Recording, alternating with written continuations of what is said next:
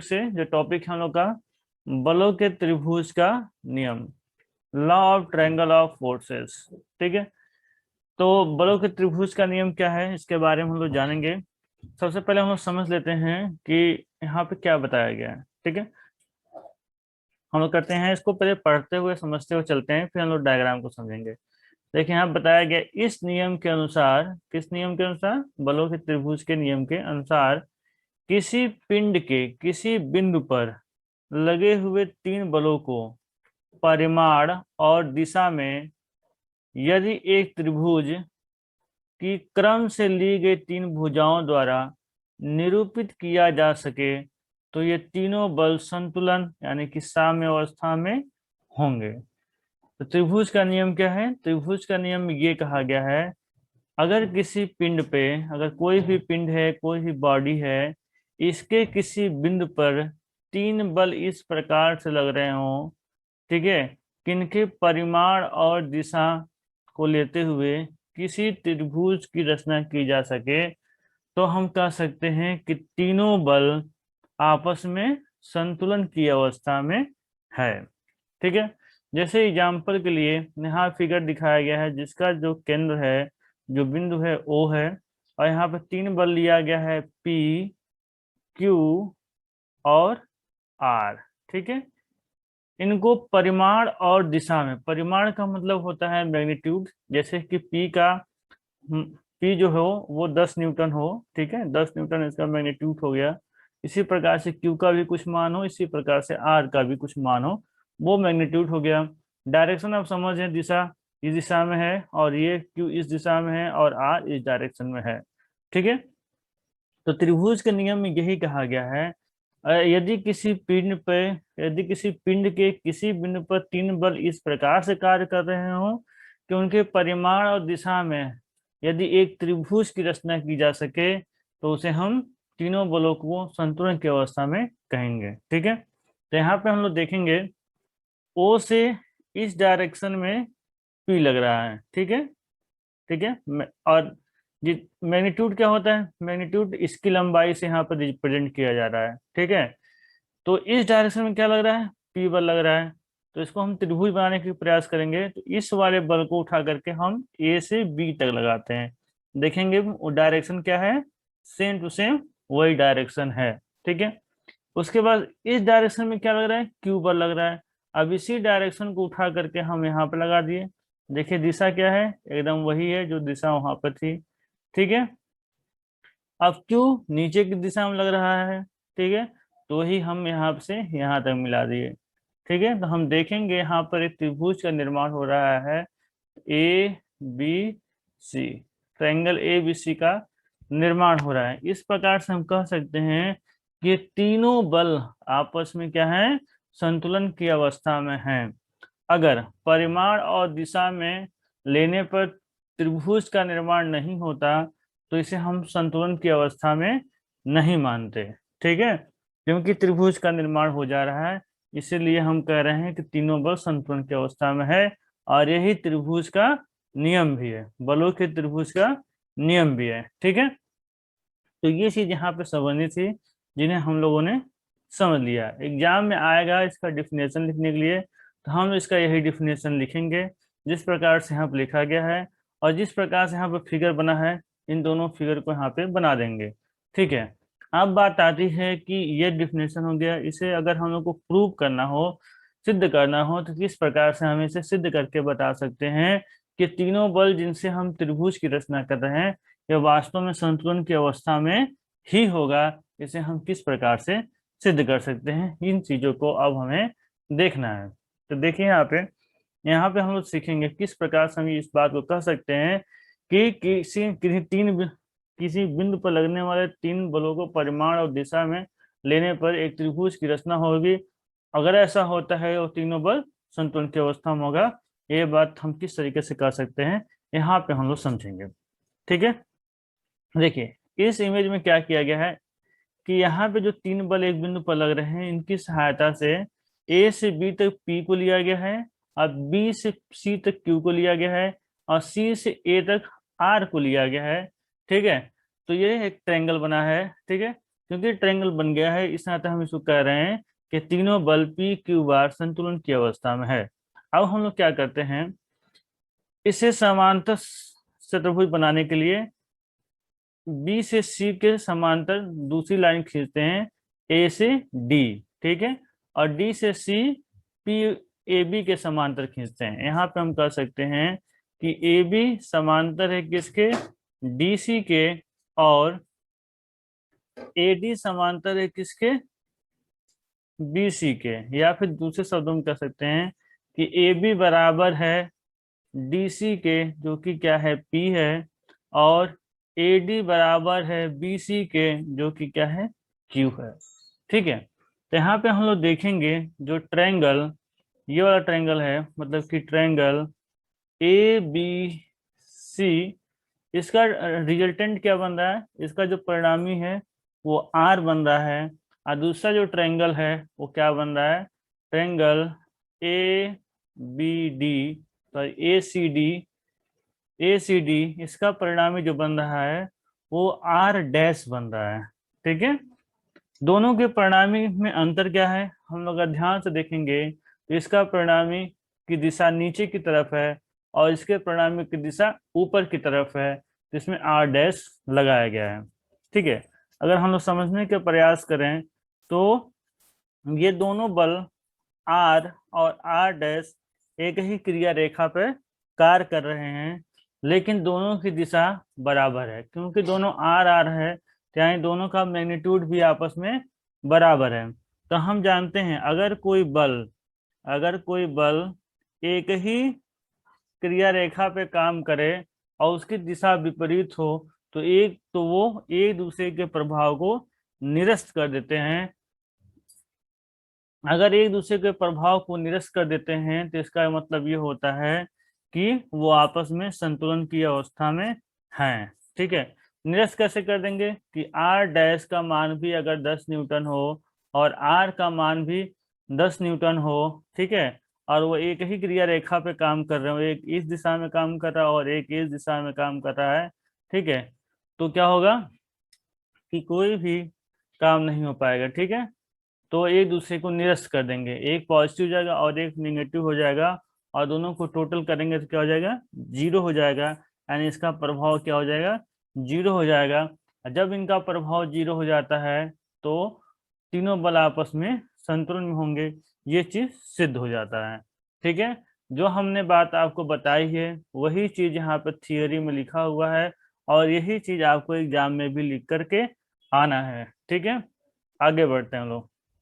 जो बातें अभी हम लोगों ने हमने बोला आपको समझाने के लिए, वही सारी चीजें यहाँ पे लिखा हुआ है। मोटी वाली हेडिंग को हम लोग पढ़ लेते हैं। ठीक है, इस प्रकार सिद्ध होता है कि किसी बिंदु पर कार्य कर रहे तीन बलों के यदि त्रिभुज की तीन भुजाओं द्वारा, ठीक है, दिशा और परिमाण में क्रमानुसार निरूपित किया जा सके तो वे बल संतुलन या साम्यावस्था में होंगे, अतः त्रिभुज का नियम सत्य सिद्ध होता है।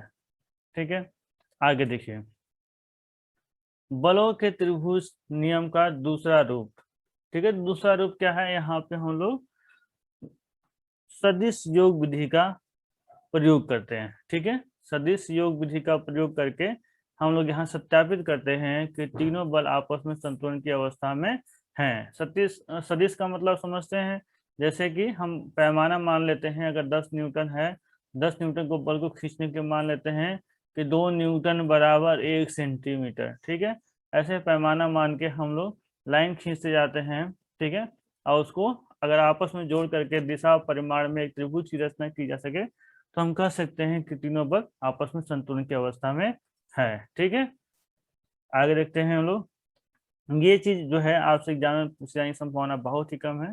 ठीक है, जो पूछी जाएगी वो पीछे वाली चीज, ये चीज पूछी जाने की संभावना है, एग्जाम के पॉइंट ऑफ व्यू से इम्पोर्टेंट है। इसका डिफिनेशन भी इम्पोर्टेंट है जो हमने आपको स्टार्टिंग में बताया है। ठीक है, तो आइए आगे बढ़ते हैं।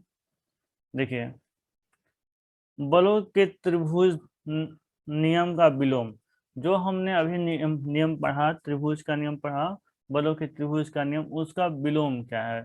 ठीक है, उसका विलोम जस्ट उसी का उल्टा है, यहाँ बताया गया है। इसके अनुसार यदि किसी बिंदु पर लगे हुए तीन बल साम्यावस्था यानी कि संतुलन में है, ठीक है, इनको पहले ही बता दिया गया है कि संतुलन में है, ठीक है। यदि किसी बिंदु पर लगे तीन बल संतुलन में है, ठीक है, पी क्यू और आर संतुलन में है, तो उन्हें एक त्रिभुज की क्रम से ली गई तीन भुजाओं द्वारा परिमाण और दिशा में निरूपित किया जा सकता है। वहां पे क्या बोला गया था? वहां पे बोला गया था अगर किसी बिंदु पर तीन बल इस प्रकार से कार्य कर रहे हों कि परिमाण और दिशा में एक त्रिभुज की रचना की जा सके, तब वो क्या होंगे? संतुलन में होंगे। और यहाँ क्या कर रहा है उसके विलोम में, यदि किसी बिंदु पर लगे तीन बल साम्यावस्था में है तो, ठीक है, पहले ही साम्यावस्था में कर दे रहा है, साम्यावस्था में है तो उन्हें एक त्रिभुज की क्रमशः ली गई तीन भुजाओं द्वारा परिमाण और दिशा में निरूपित किया जा सकता है। उसी बात को उल्टे तरीके से कहा गया है, इसलिए इसको कहा गया है बलों के त्रिभुज नियम का विलोम, ठीक है। ये भी इंपॉर्टेंट है, ये भी कभी कभी उसी में जोड़ करके पूछ लेता है, ठीक है। आगे बढ़ते हैं लोग। अगला जो प्रमेय है वो है लामी का प्रमेय, ठीक है, लामिस थ्योरम। ये बहुत इंपॉर्टेंट है, ठीक है, इससे या तो थियरी या तो न्यूमेरिकल पूछा ही जाता है, ठीक है। थियरी बहुत कम चांस है पूछने का, न्यूमेरिकल ज्यादा पूछता है, ठीक है। तो हम लोग दोनों ही तैयार करते हुए चलेंगे। लामी का प्रमेय इंपॉर्टेंट है आपके एग्जाम और एग्जाम के पॉइंट ऑफ व्यू से, ठीक है। तो हम लोग नियम पढ़ते हैं इसका क्या है। जैसे आप साइन फॉर्मूला जानते होंगे, साइन रूल जानते होंगे, ठीक है, उसी के बेसिस पे ये काम करता है। इसको हम लोग आगे देखेंगे, फिलहाल हम लोग यहाँ पे डिफिनेशन समझते हैं, ठीक है। यहाँ देखिए, इस प्रमेय के अनुसार, ठीक है, किसी बिंदु पर कार्य कर रहे तीन बल यदि साम्यावस्था में है तो प्रत्येक बल शेष दो बलों के बीच के कोण के ज्या के समानुपाती होता है। फिर से देखिए इसमें क्या बताया गया है। किसी बिंदु पर कार्य कर रहे तीन बल यदि साम्यावस्था में है, यानी किसी बिंदु पर कार्य कर रहे तीन बल, ठीक है, मान लेते हैं यहाँ पे P, यहाँ पे Q और यहाँ पे R काम कर रहा है, ठीक है। किसी बिंदु पर कार्य कर रहे तीन बल, ठीक है, और यहाँ पे क्या है, ये अल्फा है, ठीक है, और यहाँ पे एंगल जो बन रहा है वो बीटा बन रहा है, और यहाँ पे गामा बन रहा है, ठीक है। तो प्रत्येक बल शेष दो बलों के बीच के कोण के ज्या के समानुपाती होता है, ठीक है। प्रत्येक बल मान ली पी लेते हैं, तो पी शेष दो बलों के बीच के कोण, शेष दो बल कौन बचा है? पी और क्यू, इनके बीच का कोण कितना है? अल्फा के साइन के समानुपाती होता है। साइन समानुपाती मतलब बट्टे हो गया, ठीक है। साइन कितने किस एंगल के? बाकी दो क्या है? पी क्यू उसको अल्फा, ठीक है, समानुपाती होता है। ये जो नियम है वो क्या किसका नियम है? ये लामी का थ्योरम है, ठीक है।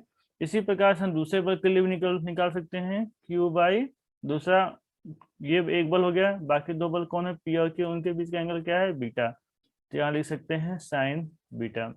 इसी प्रकार से आर के लिए, ठीक है, तो बाकी दो बल कौन से हैं? पी और क्यू, उनके बीच का एंगल क्या है? गामा, जिसको लिखते हैं साइन गामा। तो यहाँ एक फार्मूला बन जाता है, और इसी फार्मूले पर हम क्या करेंगे?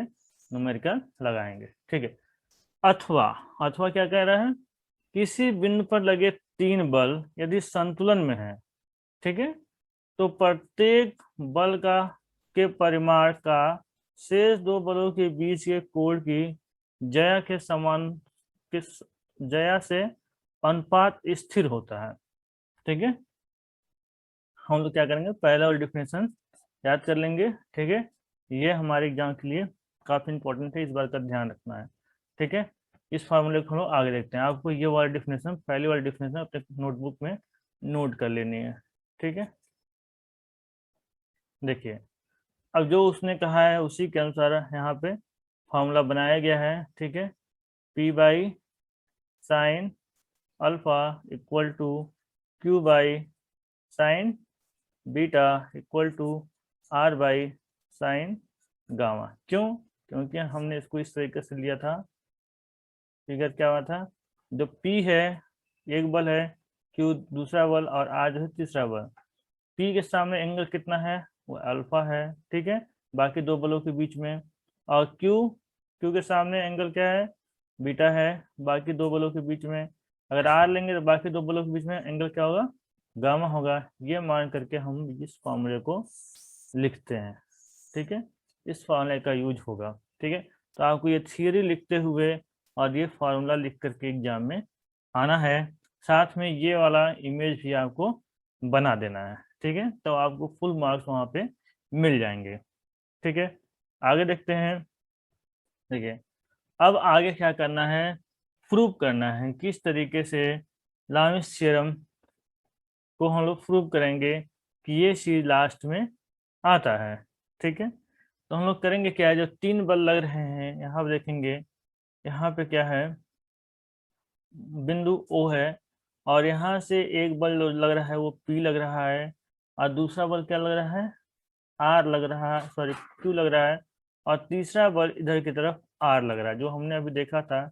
एक बल इधर पी लग रहा था, ठीक है, और दूसरा इधर की तरफ क्या लग रहा था, क्यू लग रहा था, और इधर आर लग रहा था, ठीक है। यही तीन बल है यहाँ पे, ठीक है। हम आर को अपने सुविधा के अनुसार उसके विपरीत डायरेक्शन में आर डैश करके, यानी कि माइनस करके उसका डायरेक्शन को चेंज कर सकते हैं। तो वही चीज क्या किया गया है, यहाँ पे आर डैश लगा करके उसके परिणामी को अंदर की तरफ कर लिया गया, ठीक है। और इसे एक समांतर चतुर्भुज में बनाया गया है, इसके समांतर यहाँ खींचा गया है, इसके समांतर यहाँ खींच के ये चतुर्भुज बनाया गया, समांतर चतुर्भुज की रचना की गई है। अब क्या किया जाएगा, इन तीनों बलों के बीच में हम लोग एंगल निकालेंगे, ठीक है।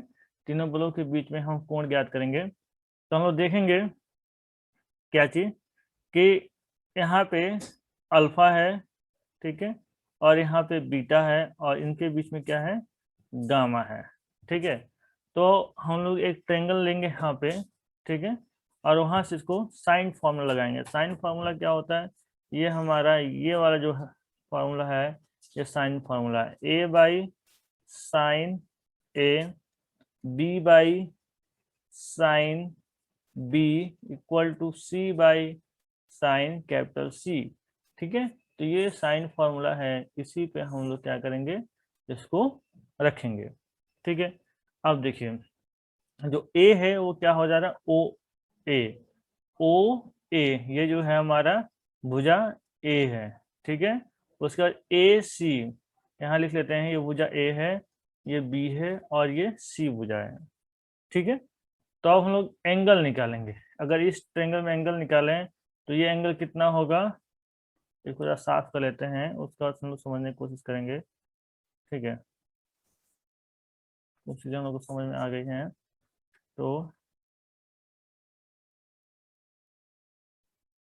1 सेकेंड, ओके। देखिए, अब इस ट्रायंगल में हम लोग इतने का एंगल निकालने की कोशिश करेंगे, तो ये कितना होगा, हम जान रहे हैं कि यहाँ से लेकर के यहाँ तक क्या है, ये पूरा बीटा है।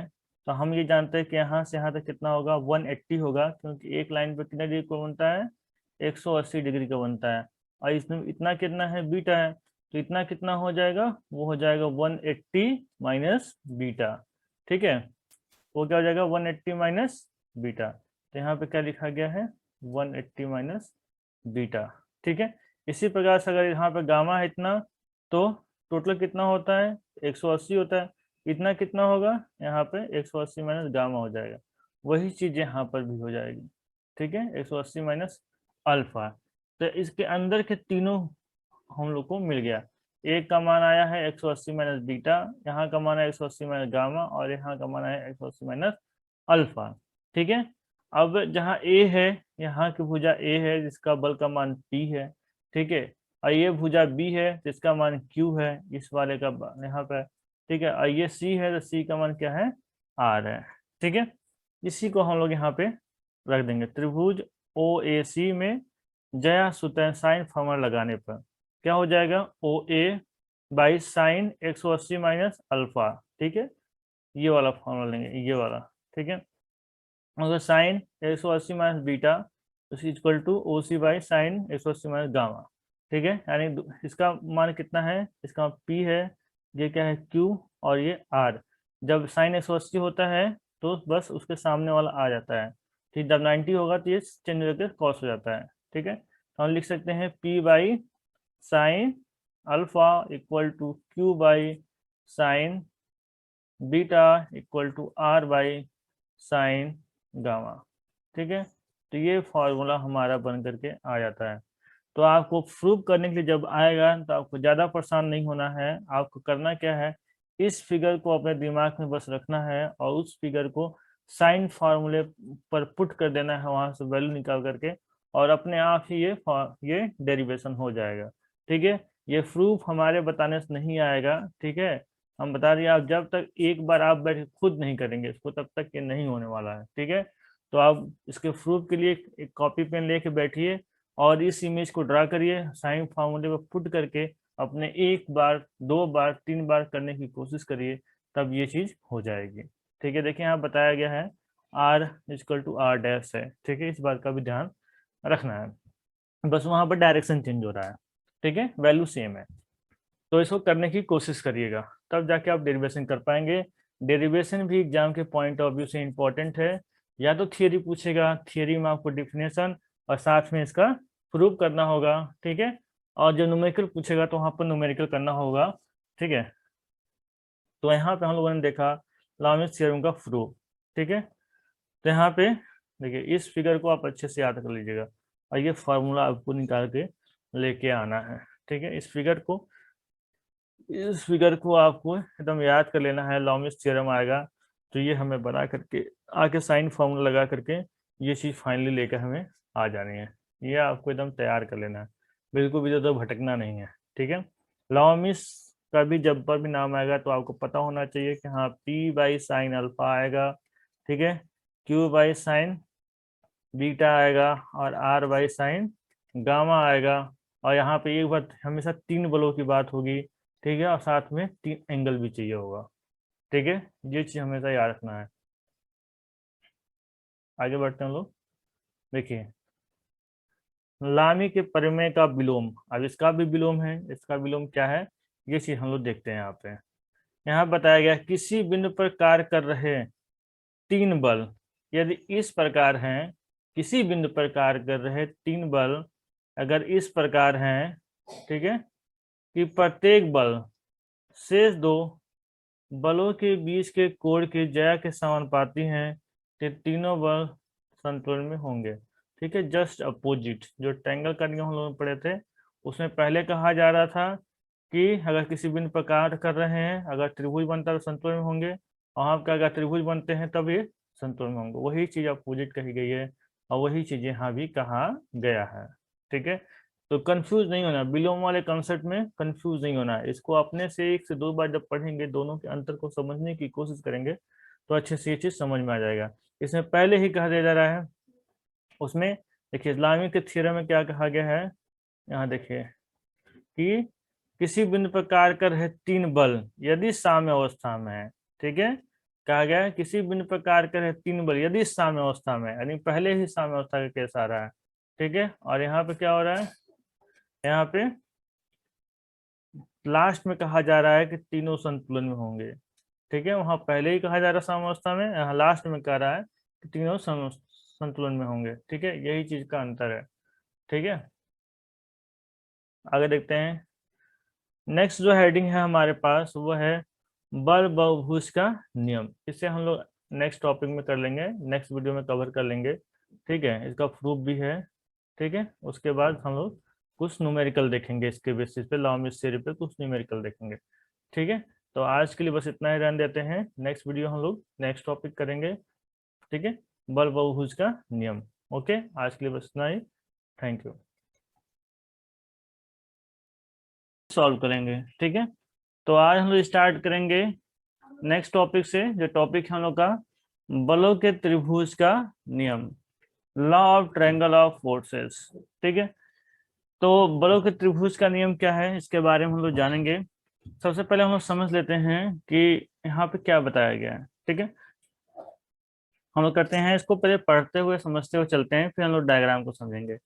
देखिए यहाँ बताया गया इस नियम के अनुसार, किस नियम के अनुसार, बलों के त्रिभुज के नियम के अनुसार, किसी पिंड के किसी बिंदु पर लगे हुए तीन बलों को परिमाण और दिशा में यदि एक त्रिभुज की क्रम से ली गई तीन भुजाओं द्वारा निरूपित किया जा सके तो ये तीनों बल संतुलन यानी कि साम्य अवस्था में होंगे। तो त्रिभुज का नियम क्या है? त्रिभुज का नियम ये कहा गया है, अगर किसी पिंड पे, अगर कोई भी पिंड है, कोई भी बॉडी है, इसके किसी बिंदु पर तीन बल इस प्रकार से लग रहे हों, ठीक है, किनके परिमाण और दिशा को लेते हुए किसी त्रिभुज की रचना की जा सके, तो हम कह सकते हैं कि तीनों बल आपस में संतुलन की अवस्था में है।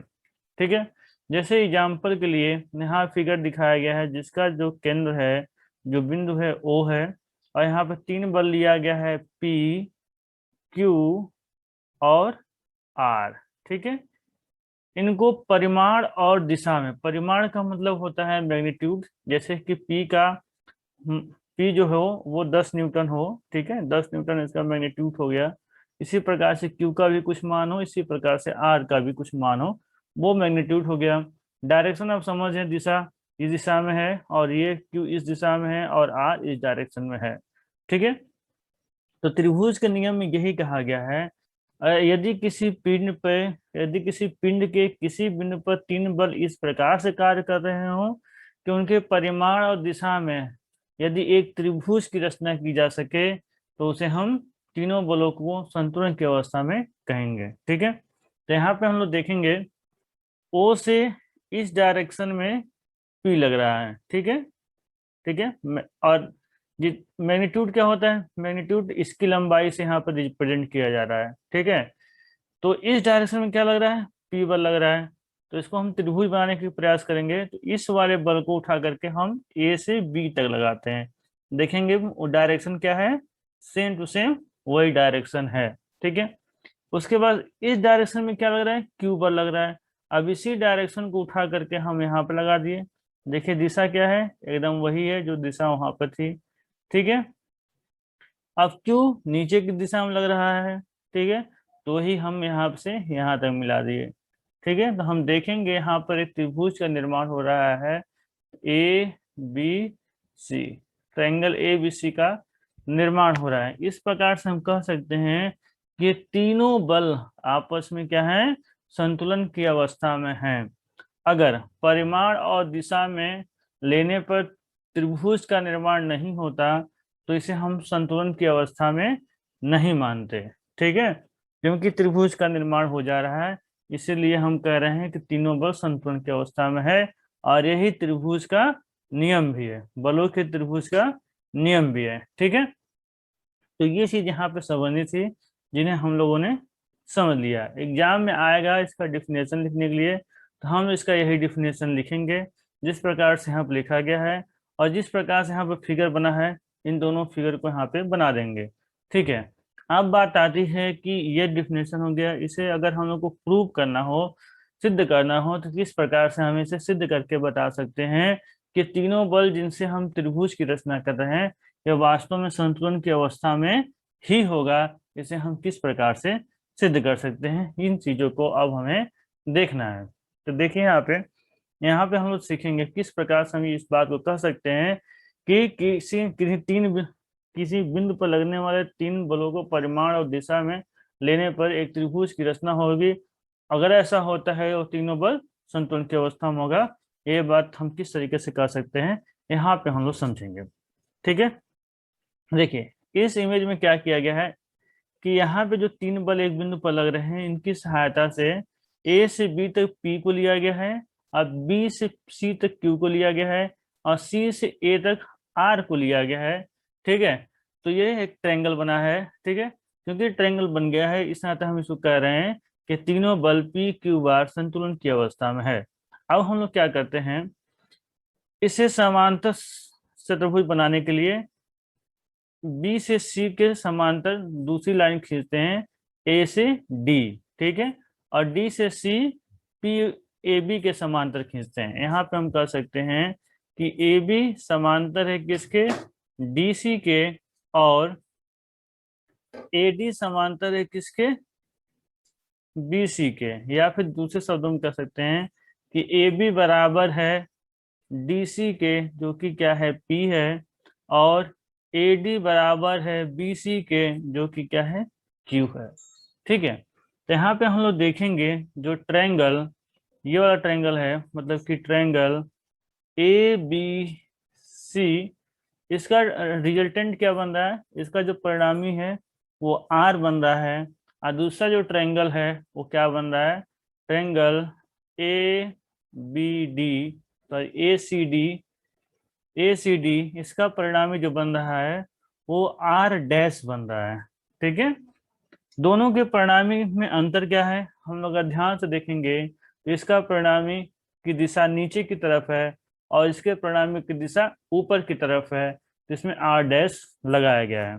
ठीक है, अगर हम लोग समझने का प्रयास करें तो ये दोनों बल आर और आर डैश एक ही क्रिया रेखा पर कार्य कर रहे हैं, लेकिन दोनों की दिशा बराबर है, क्योंकि दोनों आर आर है, यानी दोनों का मैग्नीट्यूड भी आपस में बराबर है। तो हम जानते हैं अगर कोई बल एक ही क्रिया रेखा पे काम करे और उसकी दिशा विपरीत हो, तो वो एक दूसरे के प्रभाव को निरस्त कर देते हैं।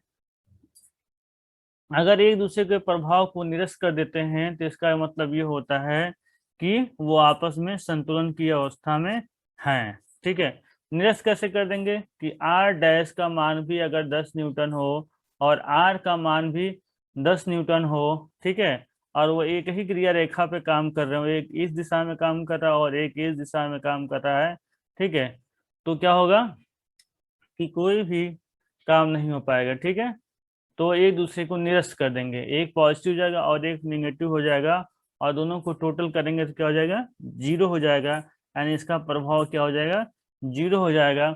जब इनका प्रभाव जीरो हो जाता है तो तीनों बल आपस में संतुलन में होंगे, ये चीज सिद्ध हो जाता है। ठीक है, जो हमने बात आपको बताई है वही चीज यहाँ पर थियोरी में लिखा हुआ है, और यही चीज आपको एग्जाम में भी लिख करके आना है। ठीक है, आगे बढ़ते हैं हम लोग। जो बातें अभी हम लोगों ने हमने बोला आपको समझाने के लिए, वही सारी चीजें यहाँ पे लिखा हुआ है। मोटी वाली हेडिंग को हम लोग पढ़ लेते हैं। ठीक है, इस प्रकार सिद्ध होता है कि किसी बिंदु पर कार्य कर रहे तीन बलों के यदि त्रिभुज की तीन भुजाओं द्वारा, ठीक है, दिशा और परिमाण में क्रमानुसार निरूपित किया जा सके तो वे बल संतुलन या साम्यावस्था में होंगे, अतः त्रिभुज का नियम सत्य सिद्ध होता है। ठीक है, आगे देखिए, बलों के त्रिभुज नियम का दूसरा रूप। ठीक है, दूसरा रूप क्या है, यहाँ पे हम लोग सदिश योग विधि का प्रयोग करते हैं। ठीक है, सदिश योग विधि का प्रयोग करके हम लोग यहाँ सत्यापित करते हैं कि तीनों बल आपस में संतुलन की अवस्था में हैं। सदिश सदिश का मतलब समझते हैं, जैसे कि हम पैमाना मान लेते हैं, अगर 10 न्यूटन है, 10 न्यूटन को बल को खींचने के मान लेते हैं कि 2 न्यूटन बराबर 1 सेंटीमीटर। ठीक है, ऐसे पैमाना मान के हम लोग लाइन खींचते जाते हैं। ठीक है, और उसको अगर आपस में जोड़ करके दिशा और परिमाण में एक त्रिभुज की रचना की जा सके तो हम कह सकते हैं कि तीनों बल आपस में संतुलन की अवस्था में है। ठीक है, आगे देखते हैं हम लोग। ये चीज जो है आपसे एग्जाम में पूछी जाने की संभावना बहुत ही कम है। ठीक है, जो पूछी जाएगी वो पीछे वाली चीज, ये चीज पूछी जाने की संभावना है, एग्जाम के पॉइंट ऑफ व्यू से इम्पोर्टेंट है। इसका डिफिनेशन भी इम्पोर्टेंट है जो हमने आपको स्टार्टिंग में बताया है। ठीक है, तो आइए आगे बढ़ते हैं। देखिए, बलों के त्रिभुज नियम का विलोम, जो हमने अभी नियम पढ़ा, त्रिभुज का नियम पढ़ा, बलों के त्रिभुज का नियम, उसका विलोम क्या है। ठीक है, उसका विलोम जस्ट उसी का उल्टा है, यहाँ बताया गया है। इसके अनुसार यदि किसी बिंदु पर लगे हुए तीन बल साम्यावस्था यानी कि संतुलन में है, ठीक है, इनको पहले ही बता दिया गया है कि संतुलन में है। ठीक है, यदि किसी बिंदु पर लगे तीन बल संतुलन में है, ठीक है, पी क्यू और आर संतुलन में है, तो उन्हें एक त्रिभुज की क्रम से ली गई तीन भुजाओं द्वारा परिमाण और दिशा में निरूपित किया जा सकता है।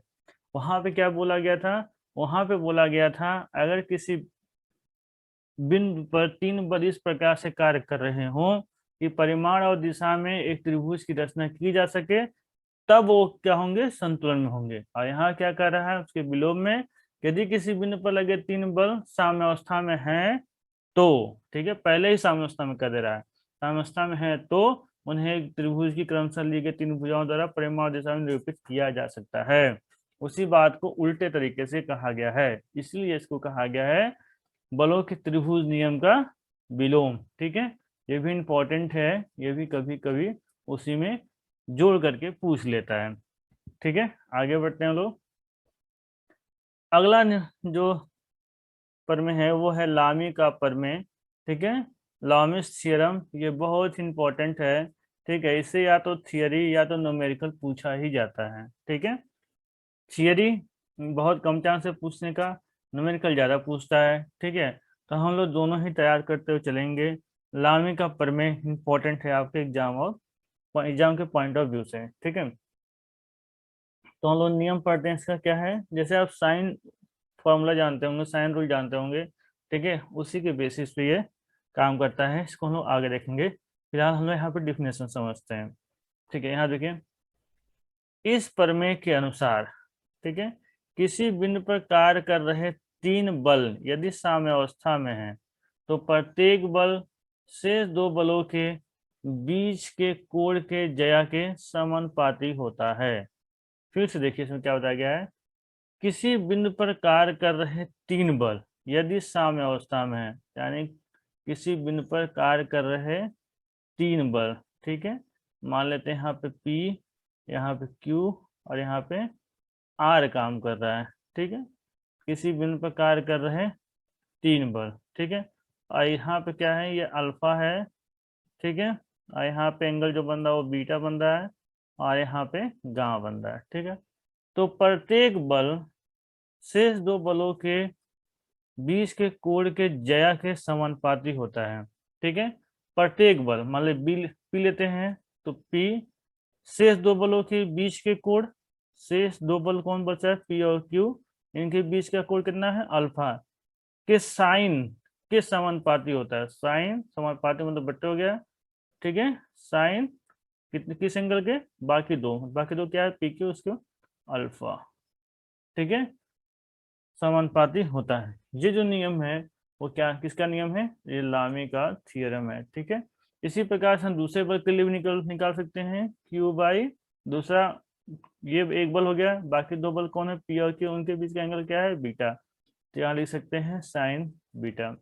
इसी प्रकार से आर के लिए, ठीक है, तो बाकी दो बल कौन से हैं, पी और क्यू, उनके बीच का एंगल क्या है, गामा, जिसको लिखते हैं साइन गामा। तो यहाँ एक फार्मूला बन जाता है, और इसी फार्मूले पर हम क्या करेंगे, न्यूमेरिकल लगाएंगे। ठीक है, अथवा, अथवा क्या कह रहा है, किसी बिंदु पर लगे तीन बल यदि संतुलन में है, ठीक है, तो प्रत्येक बल का के परिमाण का शेष दो बलों के बीच के कोण की ज्या के समान के ज्या से अनुपात स्थिर होता है।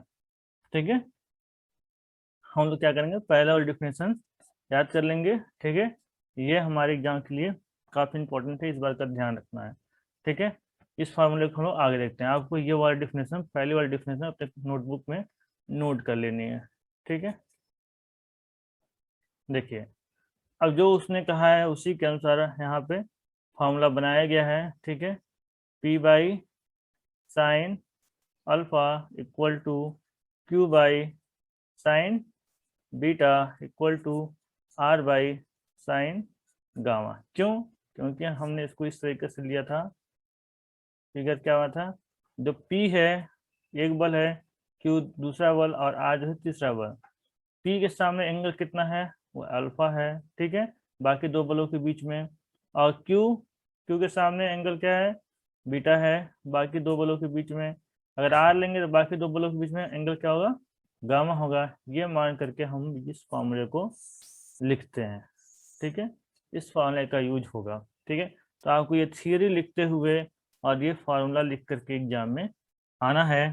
साथ में ये वाला इमेज भी आपको बना देना है। ठीक है, तो आपको फुल मार्क्स वहाँ पे मिल जाएंगे। ठीक है, आगे देखते हैं। ठीक है, अब आगे क्या करना है, प्रूव करना है। किस तरीके से लामिस थ्योरम को हम लोग प्रूव करेंगे कि ये चीज लास्ट में आता है। ठीक है, तो हम लोग करेंगे क्या है, जो 3 बल लग रहे हैं यहाँ पे देखेंगे, यहाँ पे क्या है, बिंदु O है, और यहाँ से एक बल लग रहा है वो P लग रहा है, और दूसरा बल क्या लग रहा है, R लग रहा है, सॉरी Q लग रहा है, और तीसरा बल इधर की तरफ R लग रहा है। जो हमने अभी देखा था, एक बल इधर P लग रहा था, ठीक है, और दूसरा इधर की तरफ क्या लग रहा था, Q लग रहा था, और इधर R लग रहा था। ठीक है, यही 3 बल है यहाँ पे। ठीक है, हम R को अपने सुविधा के अनुसार उसके विपरीत डायरेक्शन में R डैश करके, यानी कि माइनस करके उसका डायरेक्शन को चेंज कर सकते हैं। तो वही चीज क्या किया गया है, यहाँ पे R डैश लगा करके उसके परिणामी को अंदर की तरफ कर लिया गया। ठीक है, और इसे एक समांतर चतुर्भुज में बनाया गया है। इसके समांतर यहाँ खींचा गया है, इसके समांतर यहाँ खींच के ये चतुर्भुज बनाया गया, समांतर चतुर्भुज की रचना की गई है।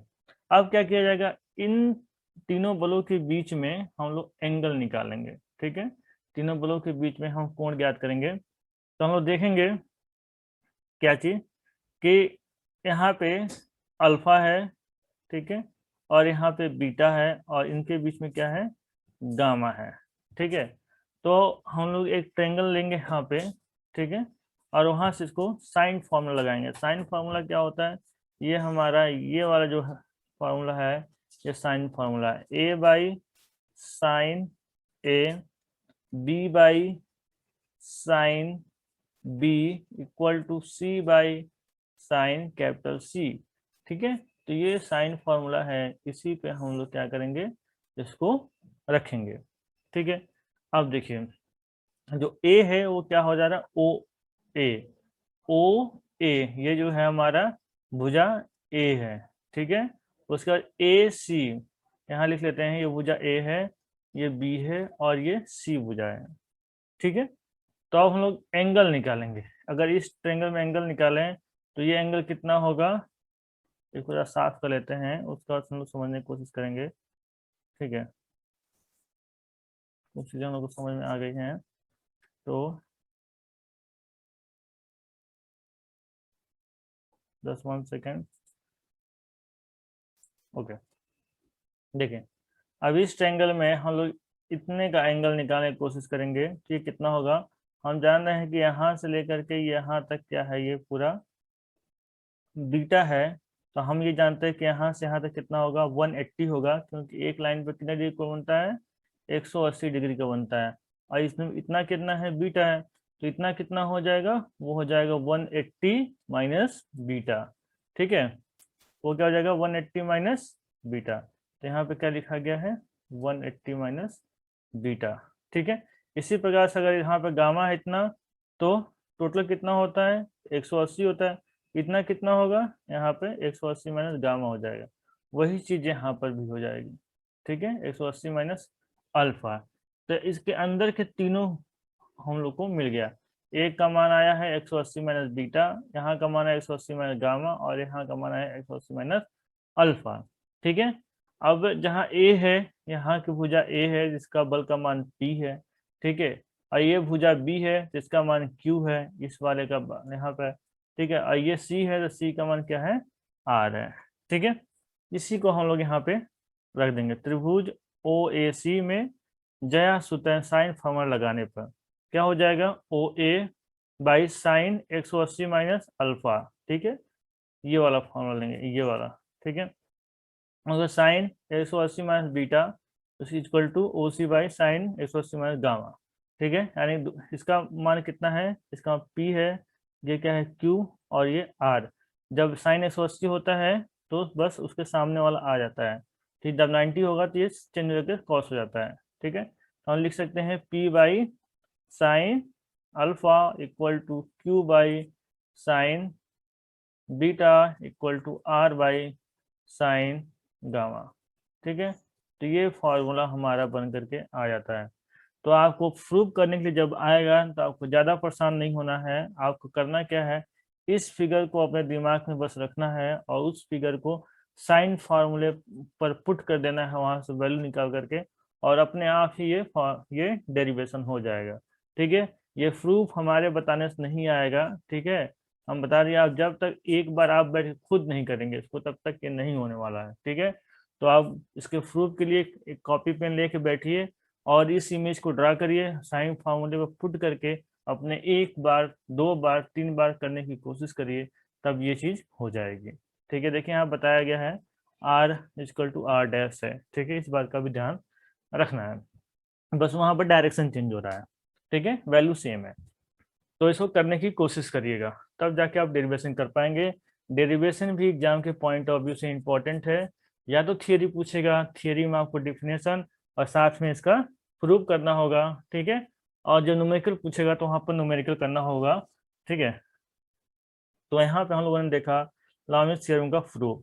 ठीक है, तो यहाँ पे देखिए इस फिगर को आप अच्छे से याद कर लीजिएगा और ये फार्मूला आपको निकाल के लेके आना है। ठीक है, इस फिगर को आपको एकदम याद कर लेना है। लॉमिस थ्योरम आएगा तो ये हमें बना करके आके साइन फार्मूला लगा करके ये चीज़ फाइनली लेकर हमें आ जानी है। ये आपको एकदम तैयार कर लेना है, बिल्कुल भी तो भटकना नहीं है। ठीक है, लॉमिस का भी जब पर भी नाम आएगा तो आपको पता होना चाहिए कि हाँ P बाई साइन अल्फा आएगा। ठीक है, Q बाई साइन बीटा आएगा और R बाई साइन गामा आएगा। और यहाँ पे एक बार हमेशा तीन बलों की बात होगी। ठीक है, और साथ में तीन एंगल भी चाहिए होगा। ठीक है, ये चीज हमेशा याद रखना है। आगे बढ़ते हैं हम लोग। देखिए लामी के परिमेय का विलोम, अब इसका भी विलोम है, इसका विलोम क्या है ये चीज हम लोग देखते हैं। यहाँ पे यहाँ बताया गया किसी बिंदु पर कार्य कर रहे तीन बल यदि इस प्रकार हैं, किसी बिंदु पर कार्य कर रहे तीन बल अगर इस प्रकार हैं, ठीक है, कि प्रत्येक बल शेष दो बलों के बीच के कोण की ज्या के समानुपाती हैं, तो तीनों बल संतुलन में होंगे। ठीक है, जस्ट अपोजिट जो ट्रायंगल का नियम हम लोग पढ़े थे उसमें पहले कहा जा रहा था कि अगर किसी बिंदु पर कार्य कर रहे हैं, अगर त्रिभुज बनता है तो संतुलन में होंगे, और यहाँ पे अगर त्रिभुज बनते हैं तब ये संतुलन में होंगे। वही चीज अपोजिट कही गई है और वही चीज यहाँ भी कहा गया है। ठीक है, तो कंफ्यूज नहीं होना, विलोम वाले कंसेप्ट में कंफ्यूज नहीं होना है। इसको अपने से एक से दो बार जब पढ़ेंगे, दोनों के अंतर को समझने की कोशिश करेंगे तो अच्छे से ये चीज समझ में आ जाएगा। इसमें पहले ही कहा दिया जा रहा है, उसमें देखिए इस्लामिक के थ्योरम में क्या कहा गया है, यहाँ देखिए कि किसी बिंदु पर कार्य कर रहे तीन बल यदि साम्य अवस्था में है। ठीक है, कहा गया है किसी बिंदु पर कार्य कर रहे तीन बल यदि साम्य अवस्था में, यानी पहले ही साम्य अवस्था का केस आ रहा है। ठीक है, और यहाँ पे क्या हो रहा है, यहाँ पे लास्ट में कहा जा रहा है कि तीनों संतुलन में होंगे। ठीक है, वहां पहले ही कहा जा रहा है साम्यावस्था में, यहाँ लास्ट में कह रहा है कि तीनों संतुलन में होंगे। ठीक है, यही चीज का अंतर है। ठीक है, आगे देखते हैं। नेक्स्ट जो हेडिंग है हमारे पास वो है बल बहुभुज का नियम। इसे हम लोग नेक्स्ट टॉपिक में कर लेंगे, नेक्स्ट वीडियो में कवर कर लेंगे। ठीक है, इसका प्रूफ भी है। ठीक है, उसके बाद हम लोग कुछ न्यूमेरिकल देखेंगे, इसके बेसिस पे लॉमिस थ्योरी पे कुछ न्यूमेरिकल देखेंगे। ठीक है, तो आज के लिए बस इतना ही रहने देते हैं, नेक्स्ट वीडियो हम लोग नेक्स्ट टॉपिक करेंगे। ठीक है, बल बहुभुज का नियम। ओके, आज के लिए बस इतना ही। Thank you.